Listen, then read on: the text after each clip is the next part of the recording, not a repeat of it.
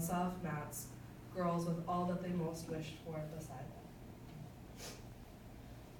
This poem, entitled I Have Not Heard One Word from Her, written by Sappho, a Greek poet born around 630 BCE, is one example of the many of poems written by her with references to the violet flower.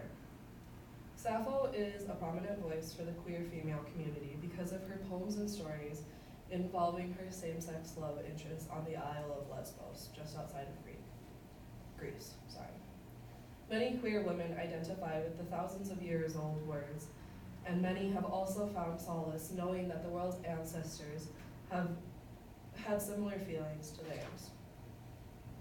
Sometime in the early 20th century, closeted queer women started giving their female love interests violets as a way to signify their feelings towards each other in a subliminal way.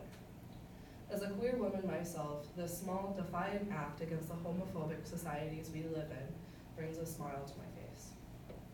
In my speech today, I intend to show you how the violet flower was able to bring a small amount of love and kindness to those giving and receiving it, and why my queer ancestors and their artifacts are so important to me. To start off, as I mentioned, the violet has always been seen as a sapphic flower. Women have been giving their lovers these flowers as a token of their appreciation for centuries. But according to Greek mythology, violets first started growing out of the dripping blood of a man who castrated himself out in the name of love. Presumably, this is why Sappho started using their symbolism. A couple thousand years later, the play, The Captive, shown in New York City, it featured a young woman who was in love with another young woman, but was forced to marry a man she did not care for. During this play, the female lovers exchanged violets among other flowers, and soon after the play started showing, it was forced to shut down, and the performers and the writers were arrested for sexual indecency in public.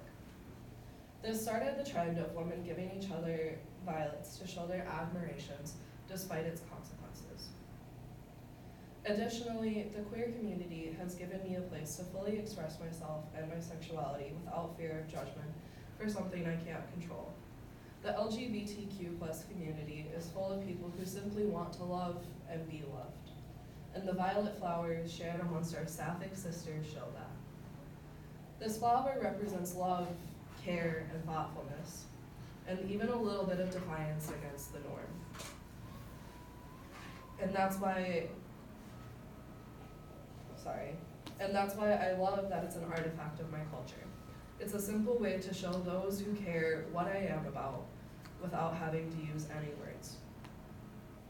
In conclusion, perhaps this speech additionally shows that Sappho is an artifact along with the violet. Regardless, they both represent the same values of my culture, mainly that love and defiance is sometimes needed to share that love. Mainly that love and the defiance that sometimes is needed to share that love has been around for thousands of years, and it's not going anywhere. They show the resilience that queer women have to have in order to be accepted by our societies.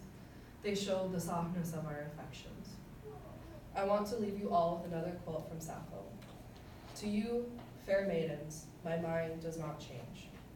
Meaning that no matter how much our love and history has tried to be erased, we endure.